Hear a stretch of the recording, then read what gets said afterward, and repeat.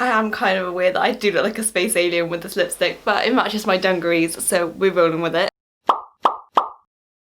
Hey! So since it's September and university time is like rolling around, I thought I'd try and make like an advice for freshers video, because I was technically a fresher last year, because last year was my year I lived in halls and I was like my first time at university. So I thought I would try and make like an advice for freshers video, what you should and shouldn't take to university, because I took way too much stuff that I didn't need, but then also had to go and buy stuff because I didn't take stuff I actually needed. I know how to pack things, I promise. So I have a list of like 5 things that you should take or 5 things that you shouldn't take. I tried to like make them a bit different to what's already out there, because I looked at like loads of them, but they all kept listing like the same 6 or 7 things, and they were all like a printer, stuff like that, and it's like, okay, but you know, there's things that you're more likely to take that you don't need than a printer. But don't bring a printer, because like you just go to the library, and sure, it's a hassle having to like put some credit on, but it's cheaper than buying a printer. Without further ado, here is 5 things that you should and 5 things that you shouldn't take to university as a fresher. I should also mention that I go to Swansea University and I stayed on Bay campus, so it might be a bit different if you're like at a different university, but this is just my personal experience. So I'm going to alternate it. I'm going to do one thing that you should bring, then one thing that you shouldn't, and then shouldn't until we've done all of them. So the first thing that you need to bring is slippers. I went through so many pairs of slippers, it was unbelievable. I didn't even wear the slippers in my room, because as soon as I got to like in my room, I actually took my slippers off at the door because they were so grubby.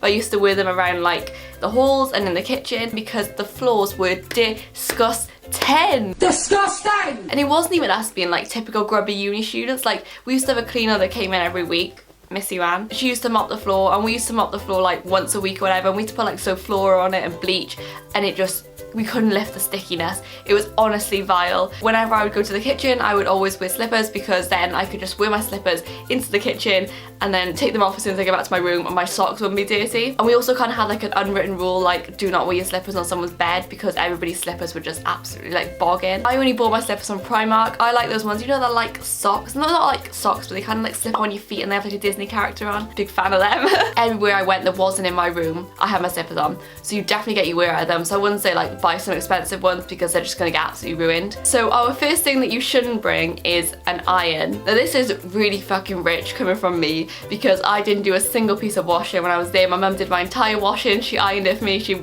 you know, dried it a lot. I used to give it to her dirty and she'd bring it back the next week clean. Thank you, mum. But I wear a lot of like shirts and stuff, and they crease, and I never ironed one thing. None of us had an iron to start with, or I think maybe one person had an iron, but we never used it. There was an ironing board that came with a flap. Never used that. If we needed to get the creases out of something that bad, we would literally have a shower and hang it up whilst we had the shower, and then the steam would just get rid of the creases. It's just heavy. You're not gonna get enough use out of it to like actually warrant buying one, let alone like storing it somewhere. Yeah, that's another thing, you gotta store it somewhere. Like, we had under bed storage, so you could put it in there, but if you don't have that, it's gonna be difficult. Like, where the fuck do you put an iron? Next thing that you definitely should bring is a potato masher. I didn't bring one of these to uni with me, and I had to go to Tesco. Like, I had to go to like the big Tesco in town and buy one, because I learned you couldn't mash potatoes with a fork. These producers are fucking idiots. For some reason, all my flats seemed to be able to eat when we were in uni was mashed potato, which is weird because I don't really eat it when I'm at home, but for some reason all of us as a flat, like as a collective, could only seem to eat mashed potato. So I would definitely bring a potato masher. It's just gonna make your life easier. Next thing that you shouldn't bring is heels / going out shoes.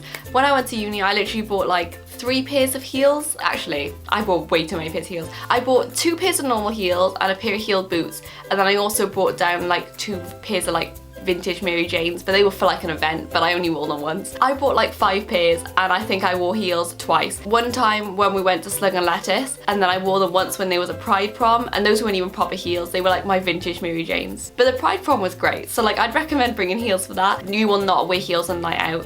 It is going to be like Converse or like trainers, something like that. So I would say only bring maybe 1 or 2 pairs of heels, because you're really not going to wear them. Next thing you should bring is command hooks. I hung all of my things in my room in my first year with command hooks. I literally hung a canvas up. Obviously I think it was a bit different when I moved out because like Corona, so they were kind of just like, please leave. But on a normal year they are quite fussy. Like, if you take the paint out, if you mark something, so you basically get like a piece of like, it looks like sellotape but it's not, and you stick it to the wall and you stick a hook on it. At the end of the year then you basically just like pull them off, and they don't take any paint off the wall, so you won't get charged for like damaging your uni room. But I hung everything up with command hooks, and they didn't take like hardly any paint off the wall, and if they did, it was like a tiny little bit that you couldn't even notice. Because the university's watching, I didn't take any paint off the wall. They really didn't care when I left, just because it was like Corona time, so they were just like, please get off campus, we don't want to see you for the next 6 months.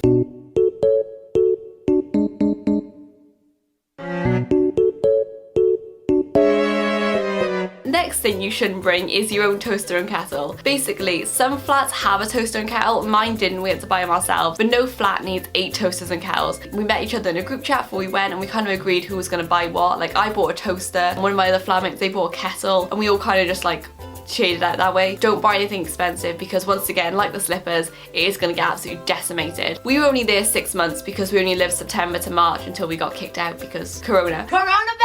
Our kettle didn't even work by the end of that. Like we literally had to hold it down when we wanted it to boil, and our toaster, it had seen better days. Try and meet your flatmates in a group chat, and if you can't meet your flatmates, then just wait until you get there and see whether there's a toaster and kettle, and if not, you can always go to town and just split the cost and buy one. And just don't buy anything expensive because it will get ruined. Next thing that you should bring is kind of a common one, and that is a doorstop. It is true what they say, like leave your door open and you will kind of like get to know more people. Bring a good doorstop as well, because I bought one that was like a penguin. It was really cute. I called it Penelope, but the doors we had were fire doors and they were really heavy, and it wasn't really strong enough to keep it open. That's because I don't think you are supposed to keep the doors open, but everybody does. So I was just getting just like a cheap pound one that you could just kind of like put in the door to actually hold it. We didn't have our doors open all the time, but it's nice when you're like going out and you're getting ready and you can all like have the doors open to talk to each other, or like somebody's playing music, but have a jam whilst you get ready. Next thing that you shouldn't bring is once again kind of like a more popular one, is a car. There is like parking on campus, but you're not really allowed to park in there, and it is really expensive. I know I brought my car down like for the occasional weekend, and some of my flatmates did, and I actually got fined for it even though I paid like 90 quid to park in the car park. Yeah, I'm still not over that. I actually got a fine for it. Also, if you're already at university, they're usually quite close to like city centres and stuff, so you can get on the bus because the buses are like really cheap and they run all the time. My advice would be just don't try to park on campus. Don't bring a car unless you like have like a permit or something, because you will get a fine even if you pay, and it's just not worth the hassle. Our last thing that you should bring to uni is a clothes horse / a drying rack. Once again, really fucking rich coming from me because I didn't do a single piece of washing for the entire year, but I did actually bring a drying rack. I did plan on doing washing, it just kind of didn't like come to fruition. Get that fire exit door.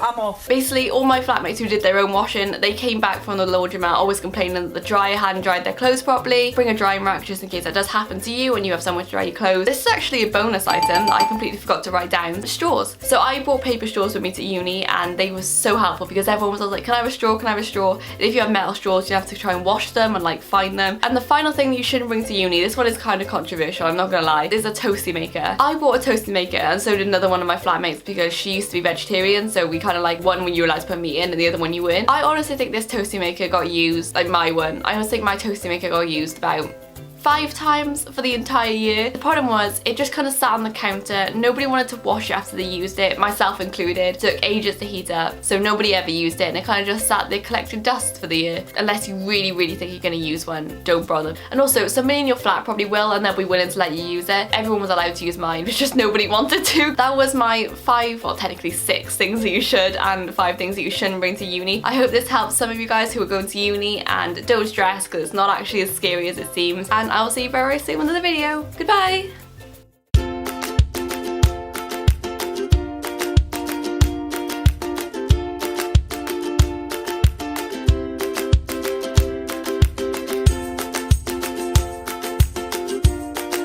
I did actually bring a drying rack with me, and then me and a couple of friends were drunk and we tried to put it together and ended up breaking it. So don't put it together drunk.